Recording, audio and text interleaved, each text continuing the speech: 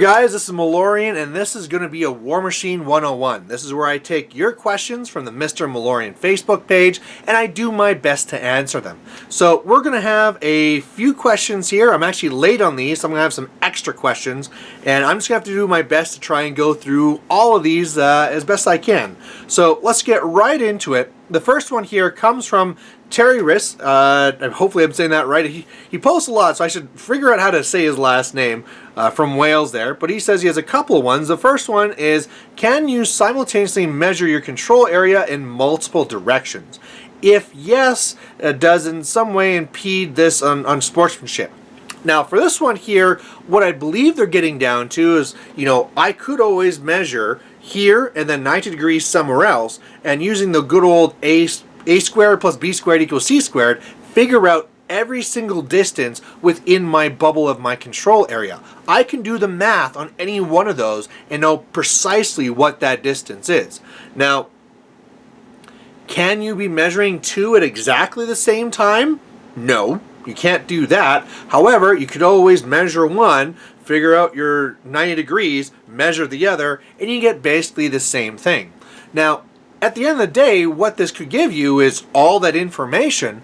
However, you are having to use that time off your clock. You're going to have to go there, punch it into your calculator, figure these things out. And how much time do you really want to put into this? As far as sportsmanship goes, you're probably going to sit there going like, wow, this is apparently really important to you. But, for a guy like me who plays for the clock, I'd say go ahead. Do all the calculations you want. I'm just going to have it more time off your clock. It'll be easier for me to death clock you. So, it really depends the type of person you're playing. Like if it's at the end of the game and they're just needing to kill you and they're doing all these calculations, you're going to be a little bit pissed off with them. But hey, it's their clock. If they want to, on their clock, have a nap, go to the bathroom, go eat a burger, they can. It's their clock. So if they want to do extra measurements and... here's another big thing with that measurements too. If you have anyone ever measure and get some knowledge, remember you're also allowed to get that information from you. So if somebody goes and takes like their control stick and goes like, wee, all those distances you can ask like, oh, what was the distance from my guy to your guy there? Oh, okay, that's good to know. So do watch for that. That's a way you can actually get back at them if they are being a little bit too measure happy. But yeah, again, it's their clock. Next one here is, during tournament play, what is a reasonable amount of time to give your opponent for triggering their rules, such as like shield guard and stuff like that? Now, this can be a little bit tricky, and normally what you need to do is be able to trigger these things at that phase. So something like countercharge. When you are done your movement, that's when I can trigger my countercharge. Now, if you get to the next stage and you're starting to roll your attack and stuff, that means it's too late. Now, you could have opponents that are trying to do it fast, and like, okay, I rolled my attacks, it's too late. Well, if it's getting to that, what I'd suggest, if this is actually an issue, is I just say, okay, look at this, I am going to be countercharging, or I may be countercharging, so after each of those movements in this area, I want you to pop the clock back to me to give me the opportunity to countercharge. And it might be a little bit, slowing down the game and all that stuff, but honestly, that's the only way to do it 100%. If you're trying to hide the fact that you are having this ability, you should be right on the ball. So if somebody goes and they finish a movement, boom, slap the clock over to yourself and say, all right, I'm doing this now. Or you might want to ask them first, like, are you done your movement? Okay, yes, boom, click, it's over to me. But that's one way of doing it. That's going to hurt some feelings. If you do that every single time you finish movement here, let me know. It's going to have to be some give and take, and hopefully both you and your opponent are playing not that strict of a game, but hey, if it's top table, final game, all this stuff, it might come down to that, just saying, hey, we both know what's going on here. I want a shield guard and or countercharge. When you're done your shots, I want you to flip over the clock and ask me if I'm going to do it. And that's the simplest way of doing it. Next one here comes from Thomas Broyd, and his question here is on assassinations. Now, I had to redo this video because I bumbled this one up last time, but basically he's asking, how do you make an assassination list? Do you want to stick to things that maximize your potential threat, or in maximizing the threats. So do you want to really say like, hey, I am going to go for an assassination. That's my game plan. So I'm going to be taking Striker 2, and I know that if I go for Corbeau, I can go this much farther. If I do a push, I can do this much farther. If I have the Archduke, I can take care of Pathfinder, and he can really make sure he goes farther through the difficult terrain. Or do I want to take a lot of different threats so that this way, hey, I'm going to have like, okay, Acosta can try and kill you, and Alexia 2 can try and kill you, Striker 2 is also going to try and kill you, so there's a lot of different threats in there. And what's the best way to make that list? And unfortunately, there's not really an answer to that. There's no real best way to do it. I would say that if your main goal is assassination, if you are playing at a lower level, so that most people aren't like super experienced, the longer threat range is going to be the bigger one, because that's going to be the gotcha. That's going to be the guy moves up. I'm 17 inches away from Striker 2. What could happen? Zoom, he's dead, right? And in those types of games, that's going to be your biggest thing that's going to go over, those gotchas, that long range. However, when you play against more experienced players, they know the threats. They know what's going on. And so what you're better off having then is probably having more threats. That way you're able to try and, first of all, attrition down more so you can set up this assassination.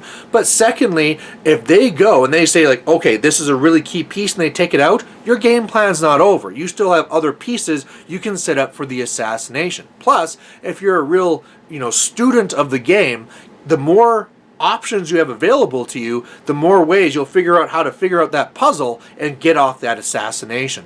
So, again, in general, I would say it's probably more reliable to go with having the multiple options, because you can always go for attrition, right? Assassinating models is just like assassinating a caster, so you can always switch over to attrition and do that for a few turns and then go for the caster.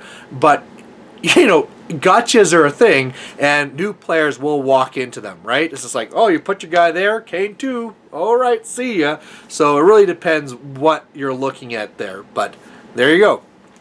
Next one here is Wargaming with Luck God, and it says, in a tournament, should you tell the other player your max threat ranges, or only tell them if they ask? For example, my Epic Kane 27-inch threat. Now, this is, again, just like before, it's kind of like, what type of game are you playing? How friendly are you? Are you both experienced? It could be that if you sit down there like, hey there, buddy, did you know what my list can go this, and this, and this? And they say, yeah, I've been playing this game for like 4 or 5 years. I play the same faction. I know what's going on, right? So it really is a really flexible and gray area. So in general, when I'm playing, because again, this will be one where there's no right or wrong answer. In general, when I'm playing the game, if it's against someone who I know is really new and doesn't know the rules, I'll tell them. I'll say, just so you know, one of my shticks is that Kane 2 can charge out and has a really long threat. If I'm up against somebody that I know will be a really close game, and we're, and if it's just a casual game, right? Buddy is over at my place, he did something dumb, it'd be like, hey, do you know you just put yourself in the threat of my Kane 2? Oh, sorry, yeah, I'll go here instead, right? If I'm playing that same person, right, someone of equal skill at a tournament, and I was like, you made that mistake, you're going to die. Now, this also gets into a thing where if they ask you what's your threat, it's always a question of, do you have to tell them all these things? And legally, all you have to do is give over your cards. You don't have to tell them, well, if you do this and this and this and this, and hand over, all the information at once. Technically, all you have to do is give them the cards. But again, you're going to see that the other way around. Realize that the more you give, the more you're going to be able to take. If you go in there and say, like, yeah, this is how this adds up, that's the number you're looking for. Next turn, when you're asking the same thing back, they're going to like, yeah, this and this and this, that's the threat number you're looking for there. So there should be that mutual respect. If there isn't that mutual respect, and this actually is an issue that someone's taking advantage of you, just give them the cards. And just do it that easy way, right? You want to read my cards? Here, it's on the clock. Go ahead. Read all you want. So there you go. Again, it's one of those things where there's no right answer. A funner game is always the best thing to have, but sometimes You just have to do it legit and say, okay, here's the cards. All right, next one here is from Neil Rose, and he says, how much support, say like Madeline Rupert, etc., is too much support? Now, this really comes down to what your goal is for the list. Are you really pushing for assassination? Are you really pushing for attrition? What are you trying to do? And you then need to have enough support in order to pull that off, right? Maybe in some lists you don't need any support at all. My goal in this list is to drown you with dudes. I'm just going to throw guys in your face, and I'm going to try and go for scenario and work on your clock. Really, at that point then, any points you spend on support, unless it's really bringing up their survivability, is probably wasted. You just want to get more guys.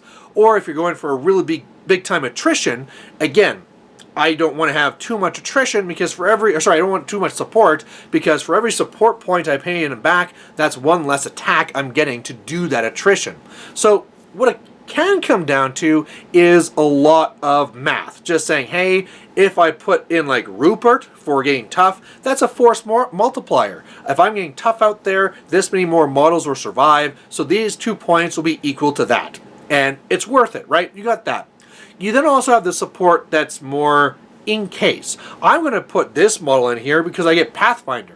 I'm going to put in Pendrake so that if I face Beasts, I can put out Beast Lore and get an extra dice to hit. So those ones aren't necessarily going to come in play. Depending on what you face, maybe you won't need Pathfinder. Maybe you won't need to auto-rally. Maybe you won't need to face any Beasts. You never know. So those ones are more of a risk of knowing your own meta and what your weaknesses are and what you want to deal with.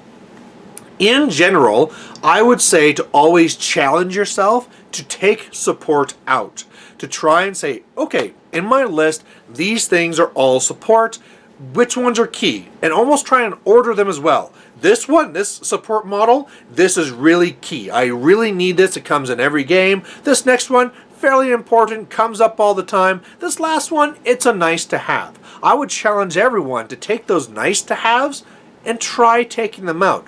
All of a sudden, when you drop a couple of solos and you add in another unit gun mages, it's like, wow, that support was nice, but those extra shots every turn were pretty damn good. So, again, with some of these questions, there's not really a right or wrong answer, but I would always push for the least support you can. Some support will win you the game, right? Like say in Menoth, having Choir. Sometimes the fact that your guys can't be shot or you're getting +2 when you're attacking is massive and it's going to win you the game. But other times when you add all these pieces of support and you have like 12 points in support, well that's 12 points that's not making attacks, and you've been better off actually getting another unit and something that's going to do some actual dirty work on the field. So again, try and order the ones that are just kind of like nice to have. Try and take out and play with it and just kind of see what works for you and what your game plan is. Alright, next one here comes from Martin from Martin Machines, and his question here is flanking done right. And this one here is more talking about, like flanking on the battlefields, trying to go around. Now, the best way to flank could be one of two things. There's two reasons why you're wanting to flank. One, you're flanking to try and get around your opponent and getting to the back. That's your first reason for flanking. There's things in the front. I don't want to fight those things in the front. I want to fight the things in the back. That's your first reason for flanking. Reason two for flanking is to extend the battle line. If I have all my things in the front, my opponent can easily just brick up and come right at me. If I spread around, it forces my opponent to spread out and deal with me. Otherwise, especially if I'm a ranged threat, they're just sitting there while I'm slowly whittling them down. So with the second one here, if you're wanting to spread them out, you have to make sure it's a serious threat. If I just run out one little choir guy off on the side, nobody's going to care about that. If I put blazers over there, they're going to really look at that and say, I got to deal with that threat on the flank. So you have to make sure that whatever's on there is actually threatening enough that they're going to want to go out and try and deal with it. Second of all, and this is going to, well, I guess it's going to play more of a fact here, but you don't want to go too far on the flank. If you go so far out that your opponent can kind of like shift to one side and make one side pretty much useless because it can't advance and make attacks or anything, that's not good. You're reducing the effectiveness of your army. It's a very careful balance where you want to be close enough where you're being effectual, but not so close that all of a sudden they can just like charge you and kill you easy. In fact, if you're really good with knowing your threat ranges, you can be really annoying with that and know like, okay, you can charge 8 inches, I'm going to be 8.5. And if they try and charge you, well, let's say we're going to be 9 inches, because 8.5 would still be in. But okay, so let's say we're 9 inches out, then they try and charge you, they fail, and that's massively bad for them. They've wasted activations, there's something right there easy for you to kill. It's totally working into your game plan. So again, make sure that what you have on the flanks is going to be serious enough to care and close enough to be effectual. The other part with that too, with either one you're doing, is don't put so much on the flanks that they can't just all spearhead down to your caster and kill you. Clearly, if you're taking forces from here and putting them here on the sides, your core is now weaker, and that's an issue. So make sure that if you are making that decision to put things on the flanks, that you're not making your core so weak that they can just go charge and just go forward and get you. Now the second one we're talking about is where you want to flank to get to things at the rear. Now this one here, you definitely need something fast. For the first one, you don't need to be blazers. You could just be regular other models and just kind of like be more on the flanks to spread things out. If you want to get to the rear, you need to be fast models, because if you're not, by the time you get there, the battle's over. So things like blazers, stuff like that, really love this, to get around and get in there quick. Now, this is another one we're balancing where you want to be far enough out that your opponent can't eliminate those threats just by shooting or charging or whatever, but you have to be close enough so that you don't spend your whole time going so far out that it takes forever to get back in, and then you might as well have been a slow unit, because again, by the time you get there, it's over. Now, I also usually find, of course, that with this, where it's really about speed and go, go, go, that range threats are really what you want to be at. So the fast cav, they're going to be able to get around and start shooting and stuff like that. They'll have that extended threat.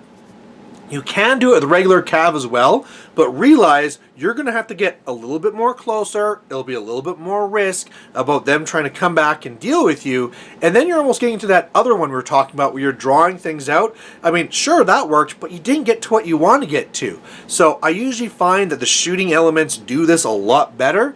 But hey, you know, maybe a little minion to cav rushing up the flank can really get in there, be really hard to eliminate, really kill a lot of stuff, and could definitely work for you.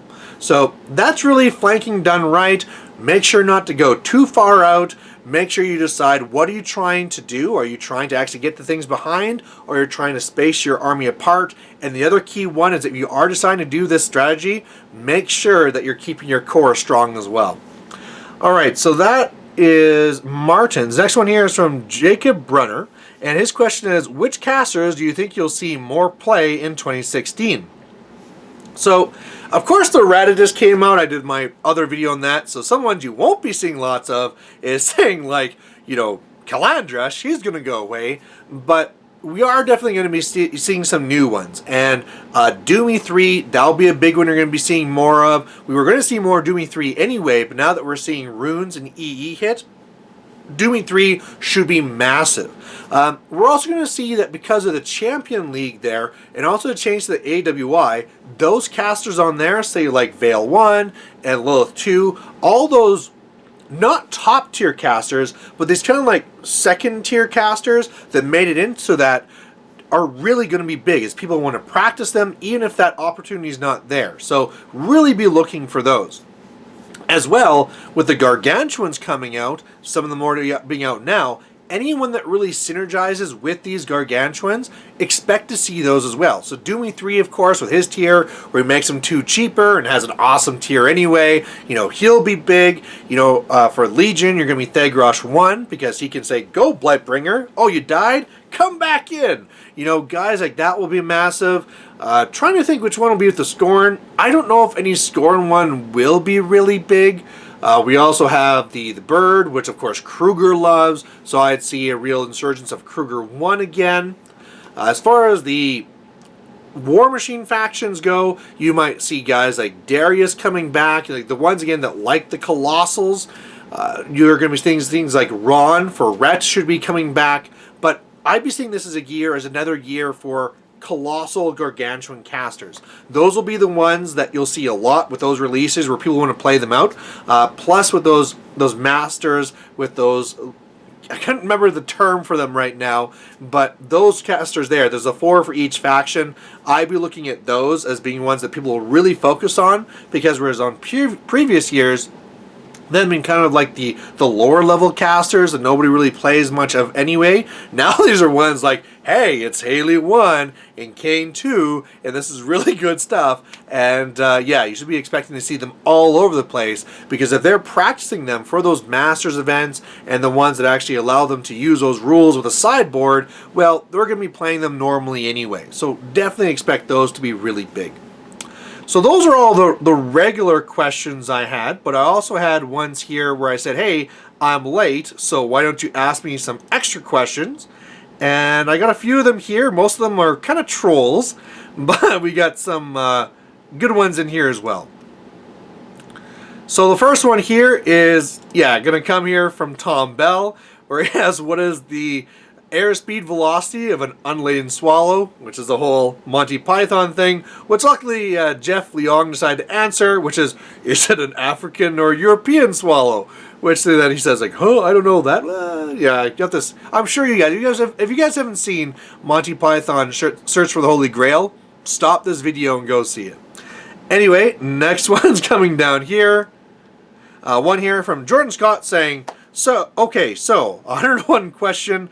How many games a week should you suggest to get up to a competitive level? Or what's the best way to get competitive with the game? Well, this is a game of knowledge. So playing the game will teach you the game as things come up and surprise you and you learn, but you have to definitely be a student. So it's not just playing games. If you want to be really competitive, you have to be a student of the game. You have to be watching things like Chain Attack and learning about new casters.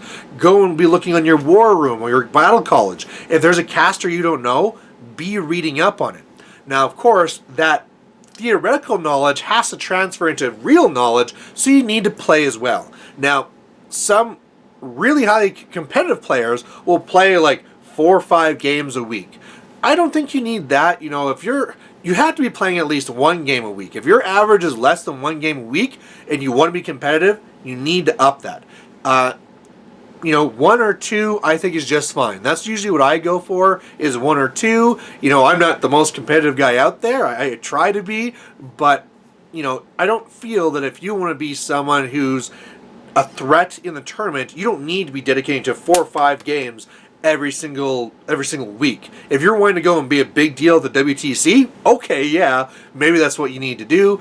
But at your own tournament back in your town, wherever you're from, 1, 2 games is enough. And if it's just 1 game a week, and then you spend that other night listening to a podcast and learning more things like their versions or interpretations of casters and different builds, that's just as important. So make sure that you get both of those in.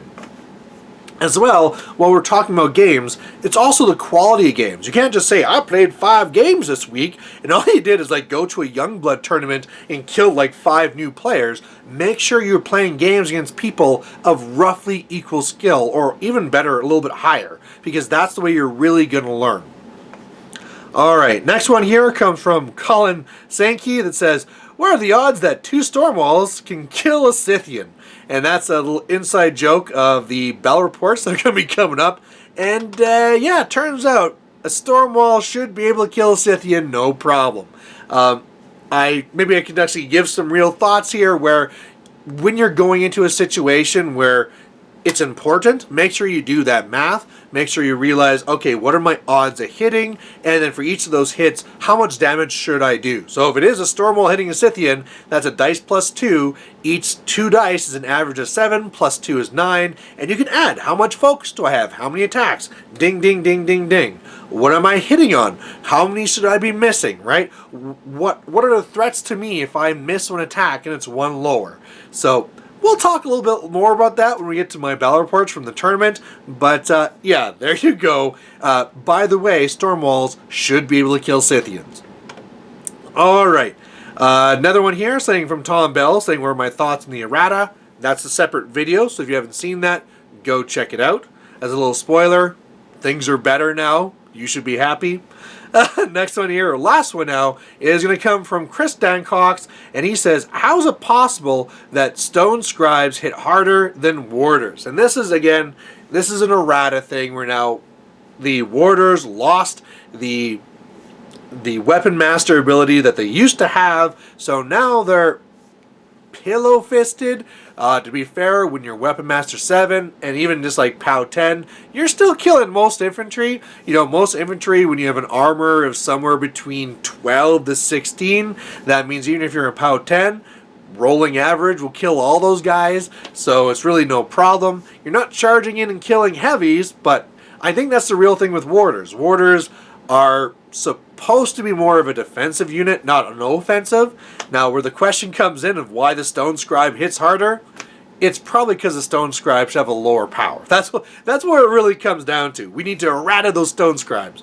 But yeah, there you go. There's all the questions. Thanks to all you who asked questions, and sorry that I did miss having this on the weekend.